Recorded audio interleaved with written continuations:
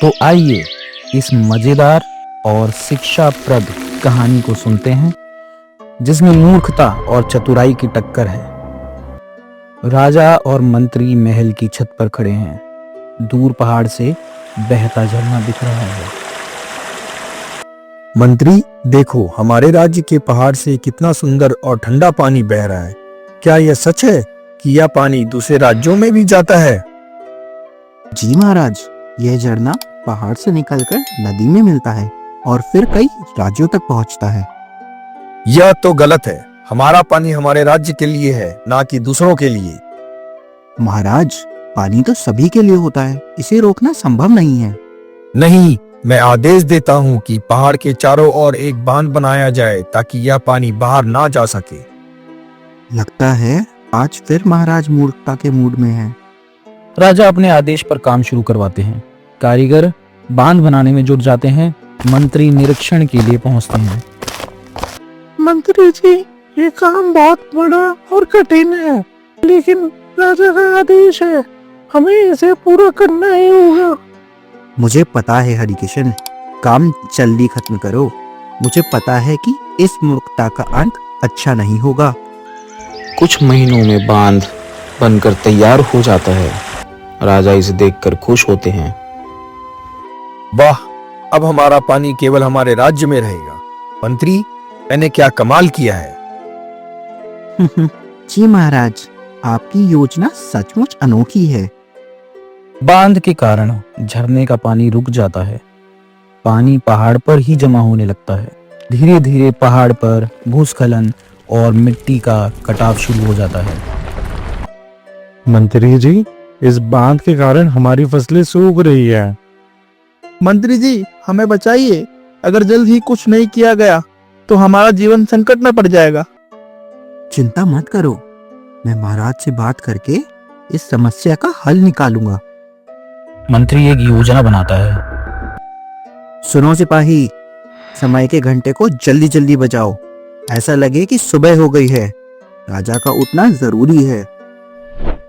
सैनिक मंत्री के आदेश का पालन करते हुए जोर जोर से और जल्दी जल्दी घंटा बजाने लगता है। उसकी आवाज पूरे महल में गूंजती है। राजा अर्जुन देव सिंह अचानक आंख खोलते हैं। क्या सुबह हो गई? कितना अजीब है, मुझे तो रात ही लग रही थी। राजा तेजी से बाहर आता है। बाहर घना अंधेरा छाया हुआ है।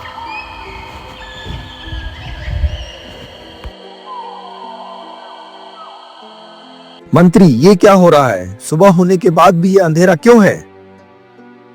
महाराज, यह एक बड़ा संकट है। हमने जब से अपने पड़ोसी राज्यों को पानी देना बंद किया है, पूर्व देश के लोगों ने हमारे राज्य में सूरज की किरणें आने से रोक दी है। अब हमारे राज्य में कभी सुबह नहीं होगी। यह तो बहुत भयावह है। अब क्या किया जाए मंत्री? हमारे राज्य को इस अंधकार से कैसे बचाया जाए? महाराज, इसका तो केवल एक ही समाधान है। हमें अपने बांध को तोड़ना होगा और पानी को वापस पड़ोसी राज्यों में बहने देना होगा। तभी वो हमारे राज्य में सूरज की किरणें भेजेंगे। अगर यह करना ही पड़ेगा तो हमें देर नहीं करनी चाहिए। तुरंत आदेश दो कि बांध को तोड़ा जाए। मंत्री मजदूरों को संकेत देता है। मजदूर कड़ी मेहनत से बांध को तोड़ने लगते हैं। पानी पूरे वेग से बहने लगता है। धीरे धीरे सूरज की किरणें राज्य पर पड़ने लगती हैं। अंधेरा छटने लगता है। मंत्री, तुम्हारी योजना सफल रही। अब हमारा राज्य फिर से उजाले में है। महाराज, यह आपकी महानता और दूरदर्शिता का परिणाम है। प्रजा अब इस फैसले के लिए सदैव आपकी आभारी रहेगी। राजा खुश है, जबकि मंत्री मन ही मन अपनी योजना की सफलता पर मुस्कुरा रहा है। मंत्री जी, आपकी चालाकी और योजना ने तो हमारा जीवन ही बदल दिया। अब हमारे खेतों में पानी आएंगे और हमारी फसलें नहीं सूखेंगी। मंत्री जी की जय हो। सचमुच मंत्री जी, आपने हम सबकी तकलीफों का समाधान निकाला। हम आपके आभारी हैं। इस तरह मंत्री की सूझबूझ और राजा के नेतृत्व से राज्य में सुख शांति का माहौल कायम हो गया।